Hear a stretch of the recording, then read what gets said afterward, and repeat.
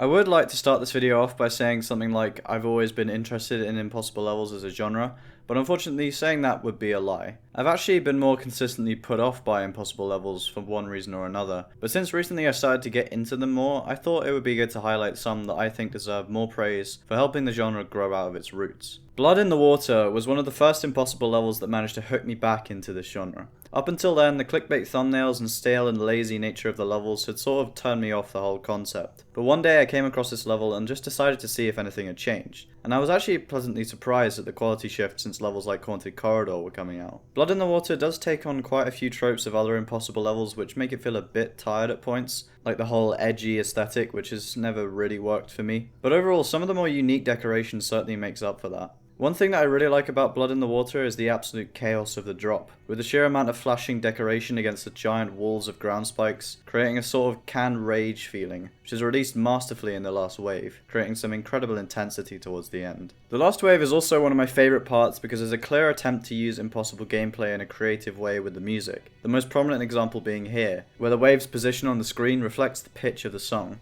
This is an excellent example of people taking advantage of the medium in order to more effectively work with the song in a way that couldn't really be achieved if the level was made possible, and I wish this was tried more in other sections of Blood in the Water. Unfortunately, most of the earlier parts rely on ridiculously tight ship spaces that don't really seem to fulfill any purpose in terms of music sync, and are generally pretty uncreative. Fortunately, the sequel picks it up a fair amount in the gameplay department, with some interesting gimmicks like a UFO where you have to always double click because of a moving black orb, and the wave dash orbs. You could argue that it's pretty difficult to appreciate these, given that the gameplay is pretty much completely invisible, but I think it's another example of Sky using the medium to our advantage, and I don't have much of a problem with it. One issue I do have with Rain is that the more unique gameplay is rarely used to work more effectively with the song. Apart from some clever use of the high trigger in some places, the gameplay feels a little detached from the music, which is a shame because I feel like the song has some great potential for sync that could only really be achieved in this genre. Some moments do get very close, like this blue orb spam here which reflects the muffled yelling in the song, with input heavy but closed off gameplay.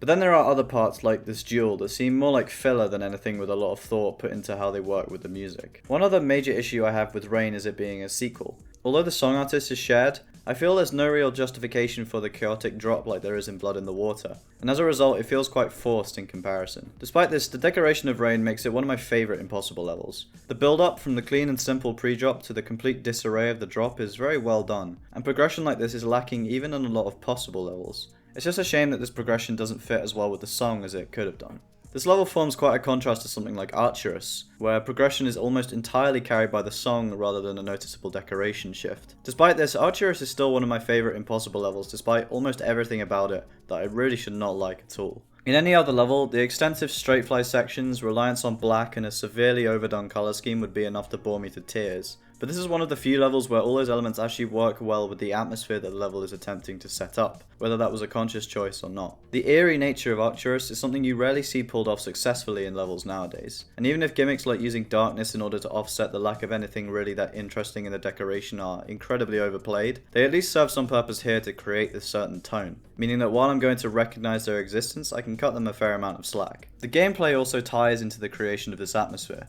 despite having the same problems as the deco of not being particularly original, and the way in which it affects the level's mood perhaps not even being intentional. Nevertheless, I feel like Archerous has the perfect gameplay style for the type of level that it is. The ending, characterized by delicate ship movements, and a cut to the end screen that feels reminiscent of the old music swell cut to black trope used in cinema, is an excellent conclusion to this level. The only thing that spoils it a bit for me is the drawn out ending, which takes away some of the impact of the end cut just to make the level reach a minute. Other than that though, this level lays out a very clear arc which gives it a very satisfying conclusivity. Surprisingly enough, I don't even really mind that this is going to get verified to be the next top 1. It's rare that we see anything in the top 10 with a focus on tension beyond the stress of just beating a difficult level, and although some might argue that it makes the level less intimidating, I don't think it's affected to the degree where I can get annoyed by it. This is actually an approach I would recommend for a level like Sweeping Demon 2, because I feel like in this case there's nothing really in the decoration style that matches how menacing the gameplay is. In fact, I think Sweeping Demon 2 could have made for a very good Insane or easier Extreme Demon, and so it's a bit of a shame that it was created without that intention because it's one of the best decorated impossible levels to date, even if I don't find it as interesting as something like Archerous, mostly thanks to an incredibly overused song and a fair amount of tonal inconsistency. I think if Sweeping Demon 2 took itself less seriously overall, it would have been a lot more charming. Temp clearly had fun trying out new things in the building process, and the setup of this level off its predecessor gives it strong roots for comedic potential, but the intention of the level to make something actually good rather than a way to relieve from making more serious projects makes it feel less fun as a consequence. Despite that, Temp does fulfill his goal of improving from the original on a more objective decoration front. One thing I appreciate is that Temp took on the challenge of making the level feel dynamic without using any movement in the gameplay related objects, which really helps to understand how stupidly difficult this is. This decision also puts a lot of pressure on the colours to make up for it, and although Temp does try some pretty ambitious stuff colour-wise, I think it falls a little flat. This is particularly noticeable in this one section near the end where the colours dramatically shift into some kind of rainbow nightmare for what seems like no apparent reason. It looks decent, I guess, but it clashes massively with the reds, blacks and oranges of the previous parts, which kept the rest of the level feeling cohesive. At least the designs remain incredibly clean throughout. There's an excellent balance of detail, even at high speeds. Gameplay wise, there's not loads interesting going on in Sweeping Demon 2, apart from a few unique timings. But one thing this level does have going for it is sync, which feels a lot more up to date than the way most Impossible levels work with their songs. In general, Sweeping Demon 2's gameplay feels a lot more modern than most other Impossible levels, looking more like other actually possible Extreme Demons in its use of portals, and also in the lack of common Impossible level gameplay gimmicks, such as extended periods of straight fly or classic silent club step style timings, which used to be somewhat charming and original, but have now outstayed their welcome to the point of making levels using them feel much less interesting overall. This repetitivity of gameplay across the genre is one of the biggest issues I have with modern Impossible levels, and one that is only slightly starting to be resolved. As of now though, the Impossible level scene is generally lacking in innovation gameplay wise, which is why it's such a pleasant surprise to come across levels that do actually try and overcome this problem, the prime example of which being Stormfly's Messing Around series. Of course, the large majority of these layouts are far from impossible, with some of them not even being full or serious levels, and so as much as I want to talk about the unique ideas in levels like Spiral Mouth or Taiji, I have to limit myself to only the impossible ones. Funnily enough, these all come as part of a series, Amber, Erasmus and Volnix, which started out of inspiration from a combination of Do I Want to Be the Guy's precise movements and claustrophobic obstacle placements, and a general lack of levels that are made impossible by tight timings rather than overdone gimmicks, such as wave spam or tight ship spaces. I think the series definitely improves as it continues, with Volnix, the finale, featuring some of the most creative gameplay gimmicks I've ever seen full stop, impossible level or not. The idea of using two-player mode to make the player complete two essentially humanly impossible levels at the same time is one of the most interesting gameplay ideas I've seen, which proves you don't need to go into anything fancy with triggers to make gameplay that stands out, which is an idea that's highlighted in the previous two levels as well. However, by the end Stormfly wasn't shying away from using triggers if they could think of a good idea that required them, such as the vertical switch in Volnix, which is executed a little awkwardly, but stands out for being one of the few examples of people using this sort of gimmick in such a hard level. It's unfortunate given the unique nature of these layouts that to this day only one has been decorated, at least to my knowledge. It's also a shame that this decoration isn't really that interesting to me,